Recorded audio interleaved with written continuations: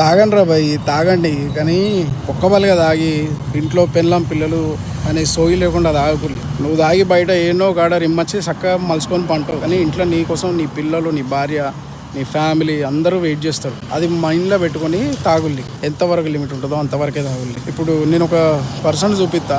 నేను ఆ ఫ్రెండ్ గారిని కలిసి కాజీపేట నుంచి హన్మకొండ పోతుంటే ఒక మనిషి తాగి రోడ్డు పక్కన బండి పెట్టుకొని కింద పడుకున్నాడు. ఎవరు పట్టించుకుంటలేరు. సరే ఏందో సిచ్యువేషన్, మరి ఉన్నాడా పోయిండా అని చెప్పేసి చూద్దామని చెప్పేసి ఆపిన బండి.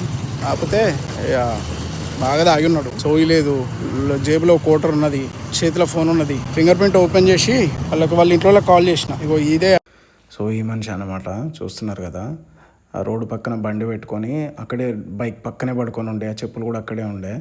నేనే వెహికల్స్ బాగా స్పీడ్గా వస్తున్నాయి, మళ్ళీ ఏదైనా ప్రాబ్లం అవుతుందని తీసుకొచ్చి ఇక్కడ పడుకోబెట్టిన. ఫోన్ అయితే అన్నీ కింద పడిపోయి ఉండే. సో నేనే తీసి ఇక ఫింగర్ ప్రింట్ పెట్టి అన్లాక్ చేపించి వాళ్ళ ఫ్యామిలీ మెంబర్స్కి అయితే ఇన్ఫామ్ చేసిన, ఇక్కడ ఉన్నాడు వచ్చి తీసుకుపోండి అని చెప్పేసి. వాళ్ళైతే కొంచెంసేపు వెయిట్ చేయండి వస్తున్నామన్నా అని చెప్పేసి చెప్పిళ్ళు. వెయిట్ చేస్తుండగానే అంతలోనే అన్న పోలీసు కానిస్టేబుల్స్ అయితే వచ్చి ఏంటి సిచ్యువేషన్ ఏంటని అడిగితే అంత క్లియర్గా ఎక్స్ప్లెయిన్ చేసిన వాళ్ళకి. నువ్వు ఇక్కడికి వచ్చి ఎంతసేపు అవుతుందని వాళ్ళు అయితే నన్ను అడిగిళ్ళు. నేను వచ్చి 20 minutes అవుతుందంటే సరే వాళ్ళు వచ్చేంత వరకు ఉండి నువ్వు వాళ్ళను చెప్పేసి నువ్వు ఇంటికి వెళ్ళని అయితే వాళ్ళు వెళ్ళిపోయిళ్ళు అన్నమాట. సర్లే ఇక ఇంతసేపు ఉన్నాం కదా, వాళ్ళు వచ్చేంత వరకు వెయిట్ చేద్దామని అయితే ఇక వెయిట్ చేసిన. వాళ్ళు ఇంకా రాలేదు. సో ఇక నేనైతే కాసేపు ఏంటి సిచ్యువేషన్ ఏంటి ఏం జరిగిందని చెప్పేసి కనుక్కుందామని అయితే మాట్లాడితే అయినా వాళ్ళ ఫ్యామిలీ స్టోరీ చెప్పి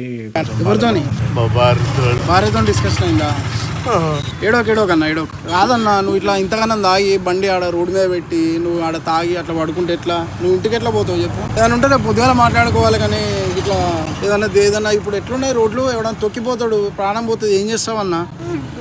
ఏం చేస్తారన్నా మీరు? మీరేం చేస్తారన్నా?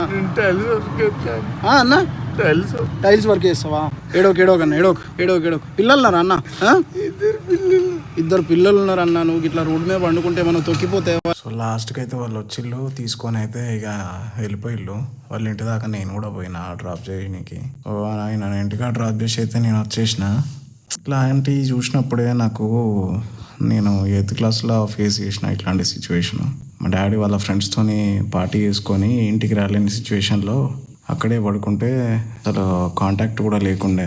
అట్లాంటి సిచ్యువేషన్ ఫేస్ చేసిన కాబట్టి ఆ సిచ్యువేషన్ ఎట్లుంటుంది అనేది నాకు తెలుసు. సో అందుకోసమనే నేను అట్లాంటి వాళ్ళు ఎక్కడైనా కనిపిస్తే అట్లీస్ట్ వాళ్ళ ఇంట్లో కాంటాక్ట్ చేయడానికి అయితే కంపల్సరీ ట్రై చేస్తాను. ఇక్కడ సిచ్యువేషన్ ఏంది అంటే, సరే ఎన్ని ప్రాబ్లమ్స్ ఉన్నాయి ఏమున్నా కూడా ఇంటికి పోయి చూసుకోవాలి, లేకపోతే తెల్లారి మాట్లాడుకోవాలి.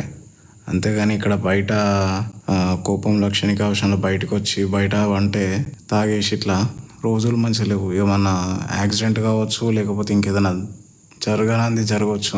ఆ తర్వాత నువ్వు బాధపడాల్సి వస్తుంది, నీ ఫ్యామిలీ బాధపడాల్సి వస్తుంది. సో ఆయన ఫేస్ కూడా రివీల్ చేయడం నాకు ఇష్టం లేదు. ఎందుకంటే ఆయన సిచ్యువేషను ఎట్లా ఉంది అనేది పక్కన పెడితే మనిషికి కొంత బాధ ఉంటేనే తాగడం అనేది జరుగుతుంది.